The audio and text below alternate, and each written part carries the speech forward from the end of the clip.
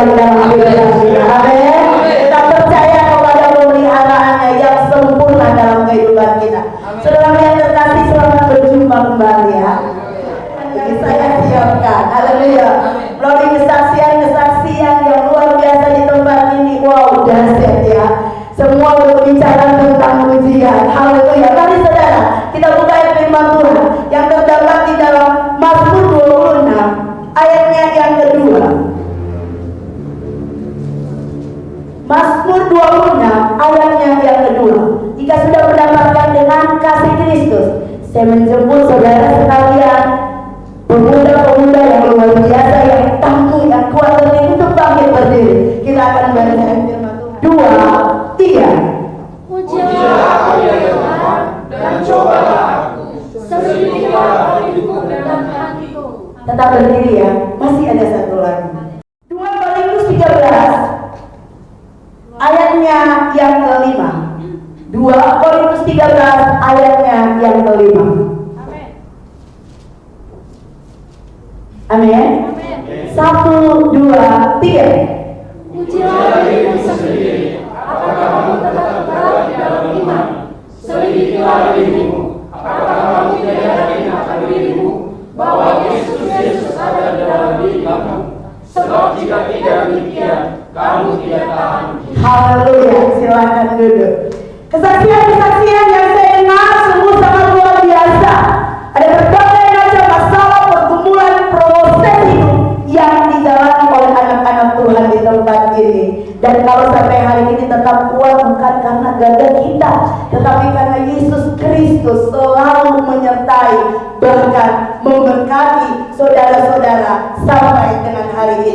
Saudara yang terkasih di dalam Tuhan, tadi saya terkesima ya dengan lagu tadi, pujilah ya.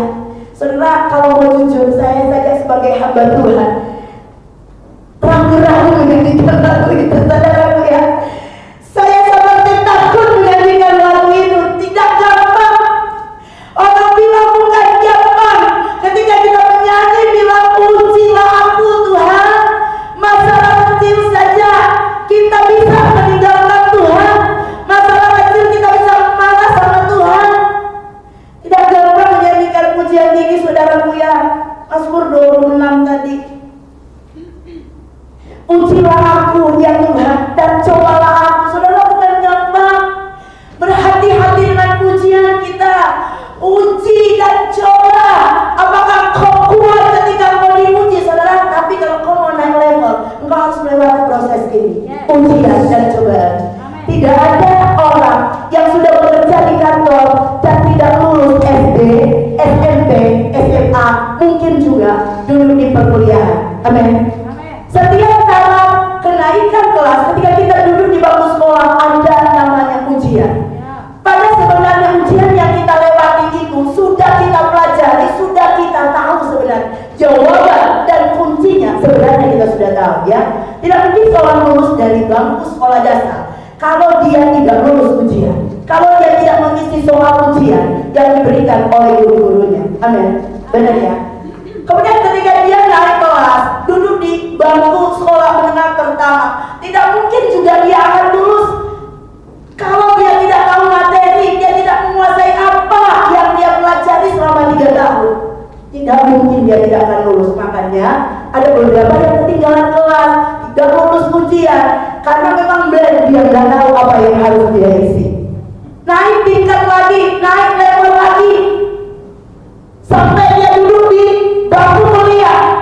Prosesnya tidak sama. Waktu SD prosesnya tidak sama ketika SMP. Ketika sekolah lanjutan tidak sama. Ketika perkuliahan S1 tidak sama. S2, S3 tidak sama. Semua berbeda-beda. Namun lagu tadi pun memang sinkron semua. Segala sesuatu menyatakan suatu kebaikan. Ya, waktu Tuhan tadi katakan, waktu Tuhan selalu yang terbaik bagi setiap kita yang merespon ujian, cobaan, persoalan dengan tetap memandang kepada Tuhan. Amin. Coba pandang kanan kirimu, tetap memandang kepada Tuhan. Saudara, ada beberapa contoh ya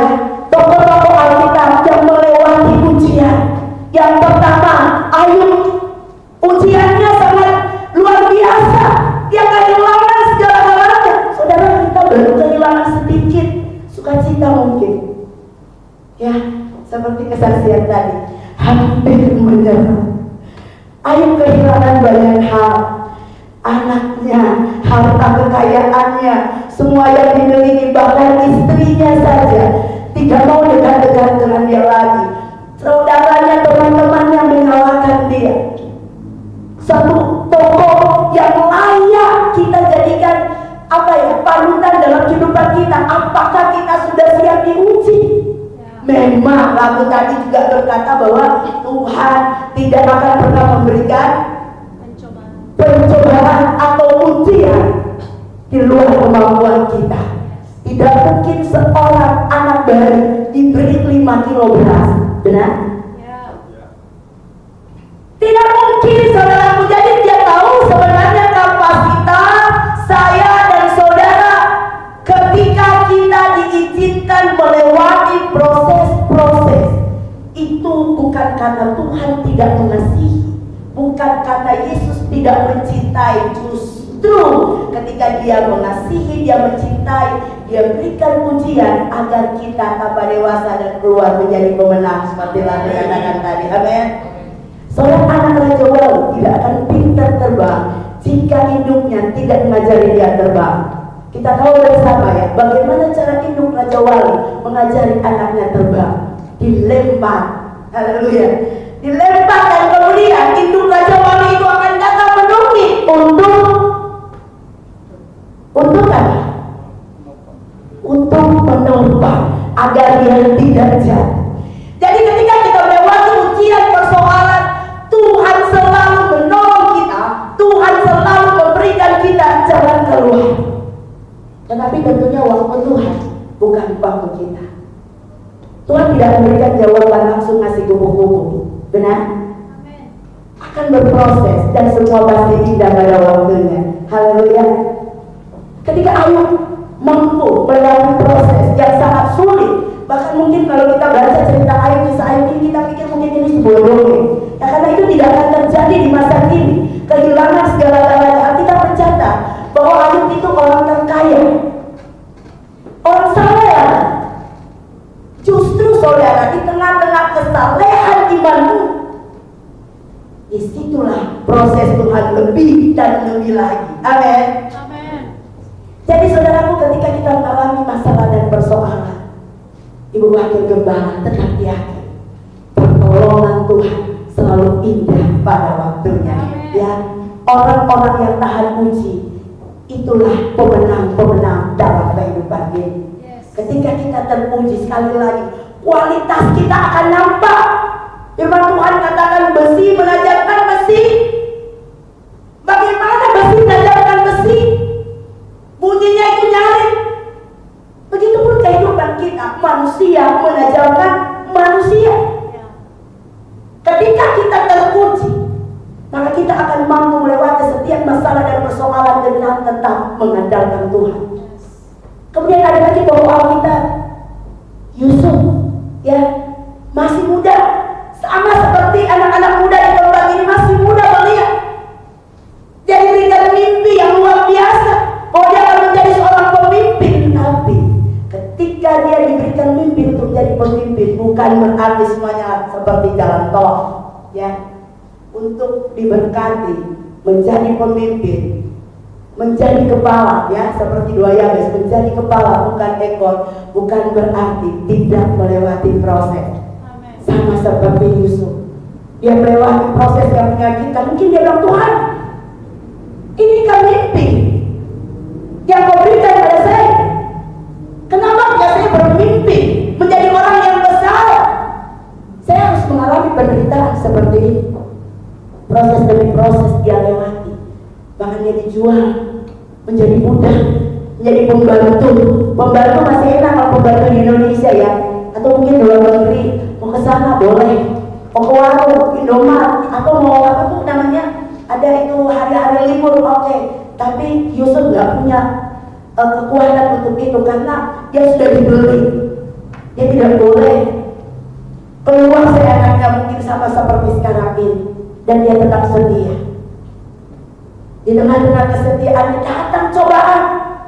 Seorang istri dari Potifar, tante Potifar yang tentunya cantik, istri pejabat. Coba kita tengok istri pejabat ya di Jakarta ya, pasti cantik, tidak ada yang tidak cantik. Secara manusia, mungkin dia bilang, udah lama menderita, jadi pembantu nggak enak. Kebetulan ya, ada nyonya rumah yang godain saya, tetapi dia tetap setia. Hati-hati anak muda ya, itu adalah ujian, itu adalah cobaan. Sama seperti waktu kepala bilang harus jaga hati, tapi bukan hanya jaga hati, jaga mata, karena dari mata terus ke hati. Haleluya. Kalau kita cuma lihat pakai hati dosa, kita juga harus lihat pakai mata. Tuhan lihat pakai hati, tapi manusia lihat pakai mata. Haleluya. Apa yang kita lihat terkadang bisa membelokkan kita dari pandangan kita kepada Tuhan. Maka anak muda di tempat ini hati-hati. Banyak kali kita diuji melalui mata, ya, baru dia turun ke hati. Yang korupsi itu dari mata. Ketika dia melihat, wow, ini nominalnya begitu besar, bisa lah saya korupsi. Segala macam kejahatan yang terjadi banyak dari mata. Jadi hati-hati. Apalagi anak-anak muda sangat rentan ya. Jiwa-jiwa muda yang ingin keluar dari zona yang tidak nyaman menjadi aman. Mereka bisa menempuh berbagai macam cara. Maka mereka bisa meninggalkan Tuhan karena tidak tahan uji. Saudara yang terkasih dalam Tuhan, di dalam 2 Korintus dikatakan, ujilah dirimu sendiri. Apakah kamu tetap tegak di dalam iman? Banyak orang saat ini suka muji orang lain, suka selidiki orang lain, ya, selidiki kasus orang lain, suka kepo dengan keadaan orang lain tanpa urus diri sendiri. Satu, cari menuju ke orang lain, tetapi jangan lupa yang balik kepada kita. Maka sebagai anak-anak muda, mari belajar, kuasai dirimu, jadi tenang, agar engkau bisa tahu jalan dan langkahmu di tengah-tengah dunia ini. Hidup ini gak gampang men, begitu katanya ya. Hidup ini gak mudah. Menjadi orang Kristen bukan hanya seperti membalik telapak tangan ikuti Yesus, bukan berarti berkat ya. Pemeliharaan Tuhan itu adalah berkat yang luar biasa. Tapi orang selalu berpikir pemeliharaan Tuhan itu, berkat Tuhan itu hanya melalui materi. Ikut Yesus saudara, kalau cuma materi itu soal yang kecil. Dia saja berani korbankan dirinya untuk saya dan saudara. Masalah pemenuhan ekonomi, masalah berkat, masalah pekerjaan, serahkan semuanya kepada Tuhan. Mari kita belajar untuk tetap berjalan di jalan Tuhan kalau kita mau menyelidiki diri kita sendiri. Saudara, ada 4 kunci keberhasilan kita di dalam pengiringan kita akan Tuhan. Orang yang tahan uji adalah orang yang setia. Satu ya, tanya kanan kiri, apakah kamu orang yang setia? Haleluya. Yang kedua, orang yang tahan uji adalah orang yang selalu mengandalkan Tuhan. Amin. Tanya lagi, apakah kamu mengandalkan Tuhan? Haleluya. Saya mengandalkan Tuhan. Yang ketiga, apakah kamu orang yang tenang? Saudara, ketika kita mendapatkan ujian atau cobaan, kalau kau lari ke sana kemari, maka kau tidak akan menemukan jawabannya. Tetapi firman Tuhan juga jelas mengatakan, di dalam ketenangan engkau pasti bisa berdoa. Kalau kau punya masalah, kau punya persoalan, jangan lari kepada manusia. Firman Tuhan jelas dalam Yeremia, terkutuklah engkau ketika kau mengandalkan manusia, bahkan mengandalkan dirimu sendiri. Tetap tenang, slow, ya bahasa keren, enjoy my life ya. Enjoy saja, tenang.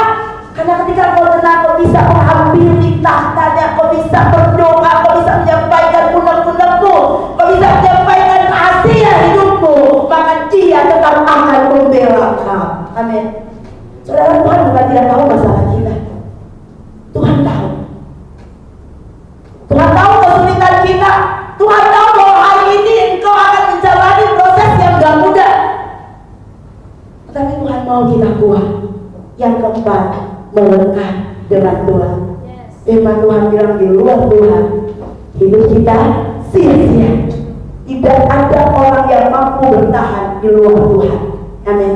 Itulah sebabnya begitu banyak yang jatuh dalam ujian, jatuh dalam pencobaan, karena dia tidak melekat kepada Tuhan. Saudara yang terkasih di dalam Tuhan, selidikilah dirimu. Apakah kamu tidak yakin akan dirimu bahwa Kristus Yesus ada di dalam diri kamu? Siapa yang percaya kepada Tuhan? Coba katakan, gak semua percaya ya. Siapa yang percaya pada Tuhan? Siapa yang percaya bahwa Tuhan itu dahsyat, Tuhan itu luar biasa, Tuhan itu penolongmu? Amin. Saudaraku yang terkasih, kita harus yakin bahwa kalau Tuhan ada di dalam kehidupan kita, maka masalah sebesar apapun yang terjadi di depan kita tidak akan membuat kita terganggu. Berjalan bersama dengan Yesus selalu ada jalan keluar. Sekali lagi, waktu Tuhan pasti yang terbaik. Berjalan bersama Yesus bukan bilang Tuhan saya mau ini sekarang. Tidak, saudara. Dia mau kita jadi anak-anak Tuhan yang kuat, yang luar biasa, yang tangguh, yang bisa melalui proses. Bukan anak-anak Tuhan yang instan. Karena segala sesuatu yang instan merusak tubuh kita. Benar? Makanan instan, benar kan? Merusak tubuh kita. Tuhan tidak mau kita memiliki kualitas yang instan, yang gampang tergoncang, gampang rapuh, dan gampang kecewa, gampang sakit hati, gampang baperan, gampang marah. Untuk menguji kesabaran, Tuhan gak langsung bilang oke, diam dan tenang, tarik nafas, turun nafas, stop, ya kamu akan sabar. Tidak seperti itu. Benar apa betul? Ya. Tuhan akan memberikan ujian. Orang-orang di sekitar kita yang akan menguji kita. Disitulah kita mampu belajar tentang sebuah kesabaran. Benar? Amen. Juga dengan kesetiaan Tuhan berikan aku hati yang setia. Bukan Tuhan yang simsalabim tutup matamu, setialah kau, tidak. Tetapi kita yang harus bekerja, mengupayakan, belajar setia, dan Tuhan akan memberikan kita kemampuan. Dan karena Roh Kudus sudah bilang, bangun, waktunya bekerja loh. Ingat, puji Tuhan yang luar biasa. Ibu waktu berbahagia kita lebih memilih satu hari di pelataran mulia dan kan, haleluya, iman yang luar biasa. Kita selalu berdoa, Tuhan saya mau setia. Tetapi pikiran kita terfokus dengan hal-hal yang lain, maka kita akan diuji, kita akan diputar-putar dengan masalah kesetiaan. Kita bilang, Tuhan jangan berikan aku roh ketakutan. Tuhan juga gak bilang simsalabim, ketakutan banyak, bukan seperti itu. Tetapi Tuhan akan menyertai kita ketika kita percaya kepada Tuhan. Saudara ibu yang terkasih di dalam Tuhan, mari tetap teguh di dalam Tuhan. Saya tahu masa-masa ini adalah masa-masa yang sulit. Walaupun pandemi sudah mulai berakhir seperti Batam sudah zona hijau, saya tidak tahu apa Jakarta zona hijau juga. Tapi di Asia, Indonesia sudah zona hijau. Itu luar biasa. Itu saya tahu berkat doa-doa anak-anak Tuhan, rintihan anak-anak Tuhan, ingin pemulihan. Walaupun pandemi sudah berakhir, tetapi proses kehidupan kita sebagai orang percaya akan tetap dan terus berjalan. Amin. Proses itu tidak mudah.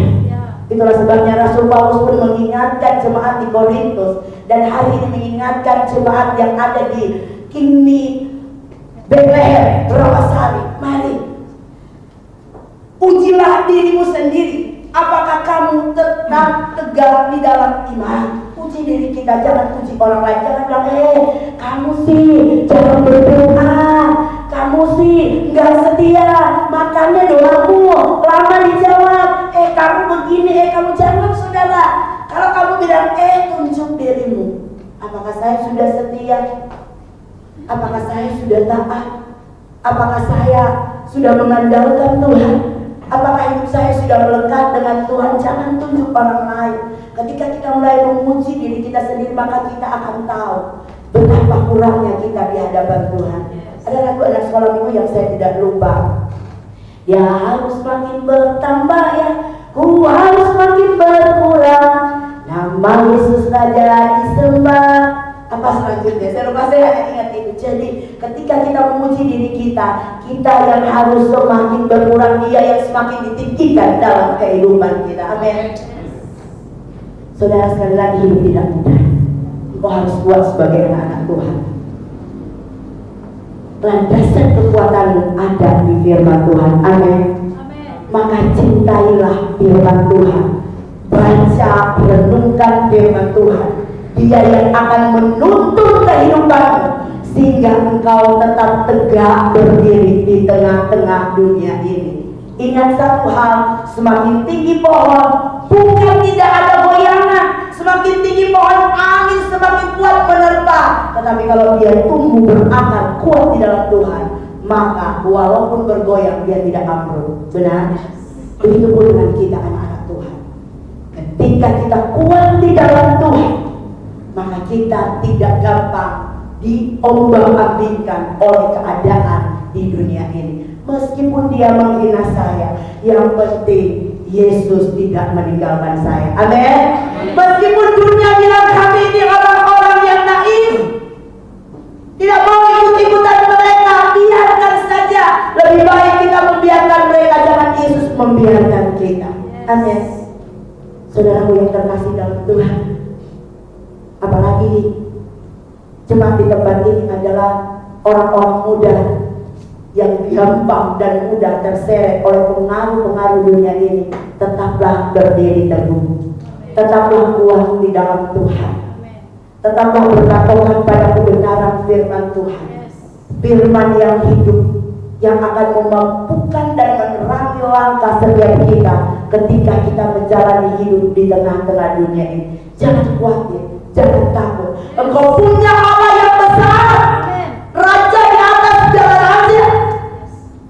Dia yang tahu kehidupan, dia yang tahu pribadi. Ketika mungkin ada jemaat Tuhan di tempat ini yang menunggu begitu lama, doa belum dijawab oleh Tuhan. Ingat, Tuhan juga beri kita waktu. Tunggu, ya. Ada yang iya, ada yang tunggu, dan ada yang tidak. Dan semua itu mendatangkan kebaikan bagi kita. Jangan pernah memaksakan kehendak, tetapi serahkan semuanya kepada Tuhan. Percayalah kepada Tuhan. Dia akan membela kita kalau kita tetap teguh berdiri. Dan kalau ada Kristus di dalam kehidupan kita, maka kitalah pemenang-pemenang di dalam kehidupan ini. Melalui kesaksian yang sudah kita dengar, biarlah kita juga dikuatkan bahwa ada pembela kita. Izinkan dia membela kita. Jangan andalkan kekuatan kita, jangan pakai otot kita, jangan pakai mulut kita, jangan pakai logika kita, karena kita tidak mampu melawan dunia ini tanpa Yesus yang bersama-sama dengan kita. Tapi kalau kita serahkan semuanya kepada Tuhan, percayalah, ketika kita memiliki orang tua, tidak mungkin orang tua tidak biarkan anak. Benar? Tapi yang tidak punya orang tua di sini. Kalaupun hari ini tidak ada, tapi dulu pernah hidup dengan orang tua. Kalau kita dipukul, bukan kita yang maju, orang tua yang maju, ya. Orang tua bawa sapu, bawa apa, bertengkar dengan, bukan anaknya bertengkar dengan ibunya. Aneh, dunia yang bertengkar anak-anak, tetapi orang tua yang bertengkar. Orang tua dunia tahu membela kita, apalagi Tuhan kita yang luar biasa. Jadi ketika engkau mengalami ujian, mengalami pencobaan, mengalami masalah, ketika mau ditindas, mau disakiti oleh orang-orang di sekitar, siapapun itu, datang kepada Tuhan. Amin. Satu pribadi yang luar biasa. Dia tidak pernah melupakanmu. Dia tetap mengasihimu, apa dan bagaimana kita. Dunia boleh melihat rupa kita. Dunia boleh memilah-milah membedakan yang ini apa Kristen, jangan bergaul dengan mereka. Tapi Tuhan tidak seperti itu. Dia Allah yang adil. Dia Allah yang tetap dan selalu bersama-sama dengan kita. Apapun yang terjadi, tetap kuat. Amin. Apapun yang kita alami, tetap berserah kepada Tuhan. Percayalah, janji Tuhan akan selalu menjadi bagian setiap kita yang percaya dan mengandalkan Tuhan. Amin. Kita akan nyanyikan satu pujian. Tuhan tak pernah janji. Tuhan tak pernah janji, jangan selalu larang, tetapi Dia berjanji berikan kekuatan. Jangan pernah menyerah, jangan berputus asa.